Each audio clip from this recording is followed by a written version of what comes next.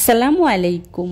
আজকে আমি আপনাদের সাথে শেয়ার করব খুবই সুস্বাদু এবং মজাদার একটা রেসিপি, আর সেটি হলো মাছের মাথা দিয়ে কচুর ডাঁটা রান্নার রেসিপি। এভাবে মাছের মাথা দিয়ে কচুর ডাঁটা রান্না করলে খেতে খুবই ভালো লাগে। যারা এখনও এই রেসিপিটি খাননি, একবার হলেও বাসায় ট্রাই করবেন, তাহলেই বুঝতে পারবেন খেতে কতটা মজার হয়। সো কথা না বাড়িয়ে চলুন তাহলে মূল রেসিপিতে। আজকের কচুর ডাঁটা রান্না করার জন্য এখানে আমি নিয়েছি 1 আটি কচুর ডাঁটা। তবে সবগুলো আমি রান্না করব না, এখান থেকে অল্প কিছুটা রান্না করব। এবার রান্না করার জন্য কচুর ডাঁটাগুলোকে আমি ছোট ছোট সাইজ করে কেটে নিচ্ছি। দেখতেই পাচ্ছেন, প্রথমে আমি উপরে যে খোসাটা থাকে সেটাকে ছাড়িয়ে নিচ্ছি। এক সাইড থেকে কেটে এভাবে টানলেই কিন্তু খোসাটা খুব সহজেই উঠে আসে। উপরে যে আঁশটা থাকে সেটা ফেলে দিলে কচুটা খুব তাড়াতাড়ি সিদ্ধ হয়ে যায়, তাই অবশ্যই আঁশটা ফেলে দেওয়ার চেষ্টা করবেন। আমি উপরের আঁশটাকে ফেলে যে সাইজে রান্না করব কচুর ডাঁটাগুলোকে সেই সাইজ অনুযায়ী কেটে নিয়েছি। আপনারা আপনাদের পছন্দ অনুযায়ী কেটে নিতে পারবেন। আমি কচুর ডাঁটাগুলোকে খুব ভালো করে ধুয়ে পরিষ্কার করে নিয়েছি। কচুর ডাঁটা দিয়ে রান্না করার জন্য এখানে আমি নিয়েছি বড় সাইজের একটি রুই মাছের মাথা, আর মাথাটাকে আমি 2 ভাগ করে কেটে খুব ভালো করে ধুয়ে পরিষ্কার করে নিয়েছি। আগে থেকেই হলুদ, মরিচ আর লবণ মাখিয়ে নিয়েছি। এখন মাছের মাথাটাকে আমি তেলে ভেজে নেব। মাছের মাথাটাকে ভাজার জন্য চুলায় একটি প্যান বসিয়েই তার মধ্যে দিয়ে দিচ্ছি রান্না করার রেগুলার তেল 3 টেবিল চামচ। তেলটা হালকা গরম হয়ে আসলেই দিয়ে দিচ্ছি আগে থেকে হলুদ, মরিচ ও লবণ মাখিয়ে রাখা মাছের মাথাটা।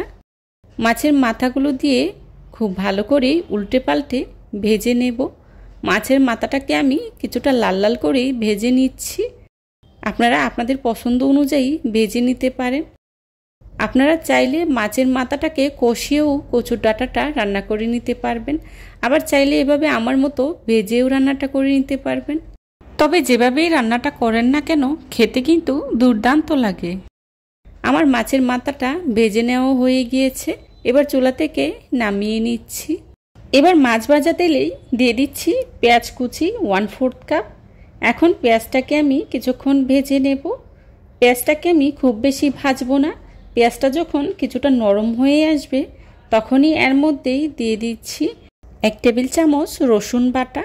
এখন পেঁয়াজ রসুনটাকে আমি কিছুক্ষণ ভেজে নেব। পেঁয়াজ রসুনটাকে আমি বেশ কিছুটা সময় নিয়ে ভেজে নিয়েছি। এ পর্যায়ে দিয়ে দিচ্ছি পানি 1/2 কাপ। পানিটা দিয়ে আমি গুঁড়া মশলা ব্যবহার করব।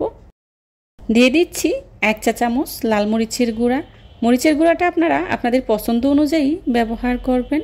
হলুদের গুঁড়া দিয়ে দিচ্ছি 1 চা চামচ, ধনিয়া গুঁড়া 1 চা চামচ, আর দিয়ে দিচ্ছি লবণ 1 চা চামচ। এখন সবগুলো মশলা একসাথে খুব ভালো করে মিশিয়ে নেব।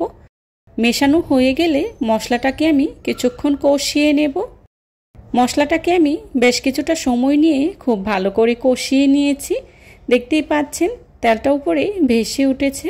এই পর্যায়ে দিয়ে দিচ্ছি আগে থেকে কেটে রাখা 2টি আলু। আলুগুলোকে আমি লম্বা লম্বা করে কেটে নিয়েছি। এখন আলুটাকে আমি মশলার সাথে খুব ভালো করে মিশিয়ে নেব। মেশানো হয়ে গেলে ঢাকনা দিয়ে ঢেকে আলুটাকে আমি 5 মিনিটের মতো সময় নিয়ে সিদ্ধ করে নেব। ফিরে এলাম 5 মিনিট পর। আলুটা অনেকটাই সিদ্ধ হয়ে গিয়েছে। এ পর্যায়ে দিয়ে দিচ্ছি আগে থেকে কেটে রাখা কচুর ডাঁটা। কচুর ডাঁটাগুলো দিয়ে খুব ভালো করেই মশলার সাথে মিশিয়ে নেব। মেশানো হয়ে গেলে আবারও ঢাকনা দিয়ে ঢেকে কচুর ডাঁটাগুলোকে আমি খুব ভালো করেই সিদ্ধ করে নেব। এভাবে মাছের মাথা আর আলু দিয়ে কচুর ডাঁটা রান্না করলে খেতে খুবই মজার হয়। আমি প্রায় 10 মিনিটের মতো সময় নিয়ে আলু আর কচুর ডাঁটাগুলোকে খুব ভালো করেই কষিয়ে নিয়েছি। এই পর্যায়েই দিয়ে দিচ্ছি ঝোলের জন্য পরিমাণ মতো পানি। পানিটা আপনারা আপনাদের প্রয়োজন অনুযায়ী ব্যবহার করবেন, যে যতটুকু ঝোল রাখবেন সেই অনুযায়ী। আমি এখানে 2 কাপের মতো গরম পানি ব্যবহার করেছি। আমি খুব একটা ঝোল রাখবো না, তাই পানির পরিমাণটা কমিয়ে দিয়েছি। এবার নেড়ে খুব ভালো করে মিশিয়ে নিচ্ছি। মেশানো হয়ে গেলে ঢাকনা দিয়ে ঢেকে আবারও 2-3 মিনিটের মতো রান্না করে নেব। ফিরে এলাম 2-3 মিনিট পর। এই পর্যায়ে দিয়ে দিচ্ছি আগে থেকে ভেজে রাখা মাছের মাথাগুলো। তার সাথেই দিয়ে দিচ্ছি কাঁচামরিচ 4-5টার মতো। এখন আরও 5 মিনিটের মতো রান্না করেই চুলা থেকে নামিয়ে নেব। চেষ্টা করেছি খুবই সহজভাবে আজকের এই রেসিপিটি আপনাদের সাথে শেয়ার করার জন্যে।